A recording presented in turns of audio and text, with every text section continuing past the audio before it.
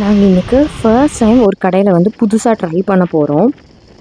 சரி, ஓகே, நல்லா ஃபஸ்ட்லேருந்து வீடியோ எடுத்துடலாம், நல்லா இருந்துச்சுன்னா உங்களுக்கு காமிக்கலாம் அப்படின்னு சொல்லிட்டு தான் பிளான் பண்ணேன். என்ன தைரியம் எங்களுக்கு! சாட்டர்டே நைட்டு மாரியம்மன் கோயில் திருவிழா முடிஞ்ச டைமு அந்த ரூட்டில் வந்துட்டுருக்கோம். ஏன்னா நாங்கள் இப்போ வாங்க போகிற பரோட்டா கடை வந்து மாரியம்மன் கோயில் கிட்டேயே தான் இருக்குது. ஸோ அதனால் இதெல்லாம் தாண்டி தான் போகணும். இதுதான் நாங்கள் ரெகுலராக கரூர் வந்தால் கரம் சாப்பிட்ற கடை.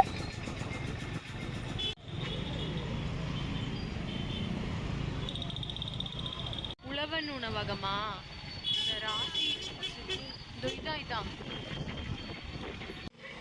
நானும் சிந்தனாவும் ஃப்ரைடே ஈவினிங் தான் இந்த கடை வீதிக்கு ஃபுல்லாக வந்தோம். வந்துட்டு இந்த கப் கடையில் தான் வந்து 2 பேரும் ஒரு டீ கப் மாதிரி எடுத்தோம், செராமிக் கப்பு. அப்போது வந்து பரோட்டா வாசம் வரவும், இந்த கடை நல்லாயிருக்கும் போல் அப்படின்னு பேசிகிட்டு இருந்தோம். கரெக்டாக வீட்லேயும் வந்து பேசாமல் நைட்டுக்கு பரோட்டா வாங்கிடலாமா அப்படின்னு கேட்டாங்க மறுநாளே.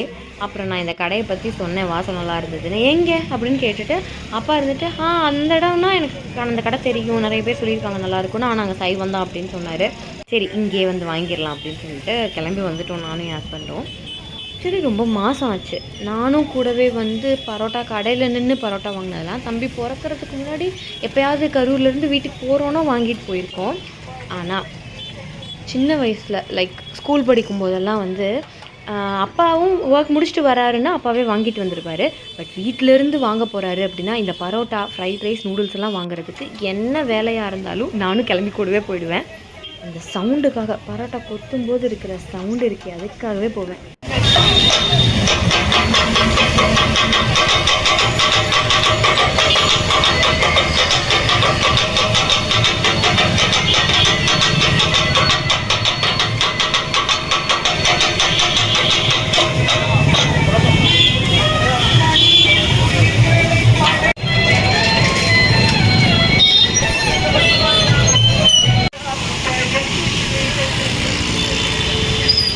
ஜக்கு பார்க்க போகலாமா?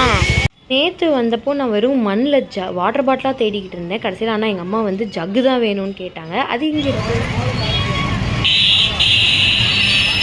இது எவ்வளோ இந்த செட்டு?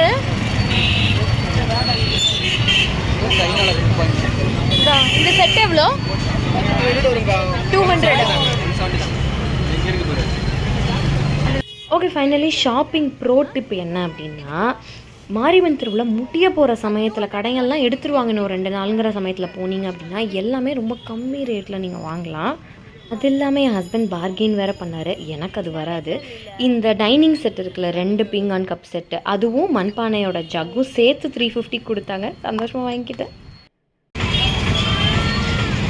நான் வாங்கினது இந்த கப்பு, சிந்தனா வாங்கினது இந்த கப்பு, அதிலே கிரே. ரெண்டுமே நல்லா இருந்துச்சு. அங்கேருந்து அந்த பையன்கிட்ட கேட்டேன், இப்போ வந்து நோம்பிங்கிறதுனால இங்கே வந்திருக்கீங்க, மீதி வருஷத்தில் மீதி நாள் பூரா எங்கே கடை போட்டிருப்பீங்க, கரூரா இல்லை வேறு ஊரா அப்படின்னு கேட்டேன். இவங்க வந்து இந்த சென்னையில் பல்லாவரம் சந்தை இருக்குல்ல, வெள்ளிக்கிழமை மார்க்கெட், அதில் சந்தையில் இந்த செராமிக் திங்ஸ் எல்லாம் வந்து சந்தை போடுறவங்களாம், கடை போடுறவங்களாம் அங்கேருந்து இங்கே நோம்பிக்காக எடுத்துகிட்டு வந்திருக்காங்க. இது எல்லாத்தையும் இந்த பர்டிகுலர் கடை, இந்த மாதிரி மற்ற கடைகளில் வேறு வேறு ஊர்லேருந்து வந்திருக்கும். ரிட்டன் வர்ற வழியிலையும் அந்த கடை வழியாகவே திரும்பி வந்தோம்னா ஏதாவது வீடியோலாம் எடுக்கலாம்னு நினச்சேன். கடைசியில் மண்டை மேலக்க கொண்டைய மறந்த மாதிரி கையில் அந்த 2 ஜக்கோட கவரும் இருந்தது. ஸோ ஃபோனை வெளியிலேயே எடுக்க முடியல. செம்ம ரஷ்ஷாக வேறு ஆயிடுச்சு. சைவ தண்ணி குழம்பு, தக்காளி சட்னி, தேங்காய் சட்னி, எக்ஸ்ட்ரா பெப்பர் போட்டோடனே கொஞ்சம் அப்படி அள்ளி வேற போட்டாரு. பயமா இருந்துச்சு.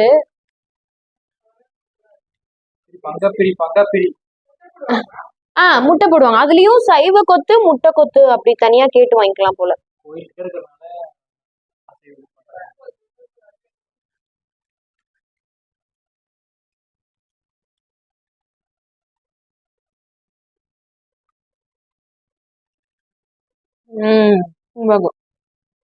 கேரட்டு, பீன்ஸ், சுண்டல், உருளைக்கிழங்கு,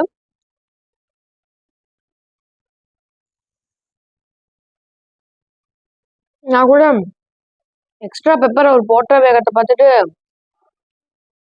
சாதாரணமாவே ஒண்ணுமே சொல்லாம விட்டுருக்கலாமோன்னு நினைச்சேன். டேஸ்ட் நல்லா எக்ஸ்ட்ரா பெப்பர். உழவன். ம். இந்த ராசி சிப்ஸுக்கு நேர் எதிர்த்தாப்புல. நேத்து அங்க நின்னு கப்பு வாங்க போய் தான் ம். கப்பு வாங்க போய் தான் நல்லா வாசமா வருது. சால்னா வாசம். நான் நினைச்சேன் வெஜ் குருமாவா இருக்கும்னு நினைக்கல. சைவம்னு பார்த்தேன் எம்டி சால்னாவா இருக்கும்னு.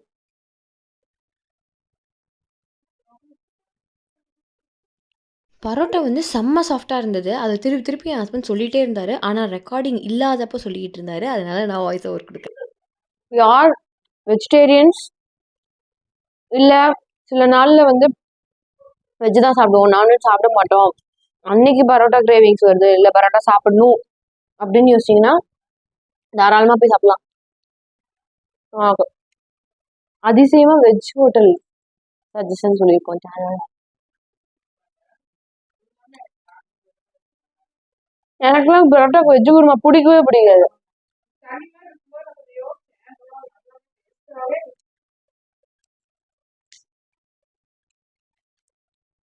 அப்படியே வெஜ்னாலும் வெறும் வெங்காயம் தக்காளி போட்டு எம்டி சால்னாவா வைப்பாங்களா, அப்படி இருந்தாதான் எனக்கு பிடிக்கும்.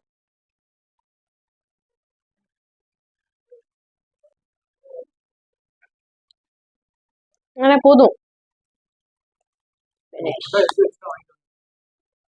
ஸோ ஃபைனல் இம்ப்ரெஷன் அப்படி கொடுத்துடலாம் அப்படின்னு நினச்சேன். வெஜ்ஜில் நிஜமாக நான் சொன்ன மாதிரி நல்ல ஒரு parotta and veg kurma suggestion நீங்கள் தேடிட்டு இருக்கீங்க அப்படின்னா நம்ம மாரியம்மன் கோயில் போகிற ரூட்டில் வந்து கரெக்டாக இந்த சைடு வந்து எந்த டைரக்ஷன் வந்து சொல்கிறேன்,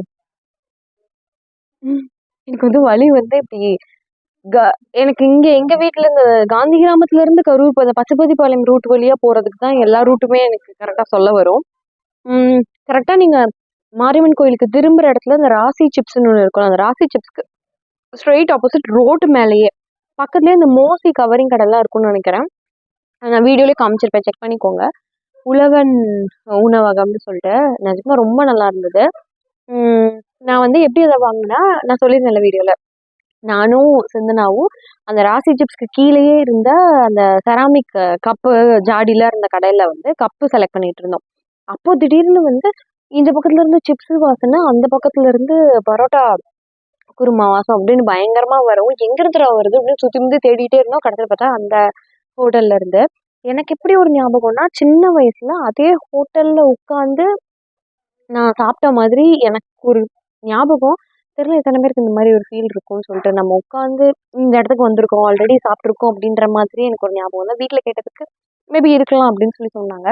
உட்காந்து சாப்பிட்றதுக்கும் நீட்டாக தான் இருந்தது என்வரான்மெண்ட்லாம். உட்காந்து கூட சாப்பிடலாம். பட் வீட்டில் வாங்கிட்டு வந்து சாப்பிட்றவங்க தாராளமாக வெஜ் வாங்கணும்னு நினைக்கிறவங்க வாங்கிக்கலாம். கொத்துல மட்டும் முட்டை போட்டு கொடுப்பாங்க.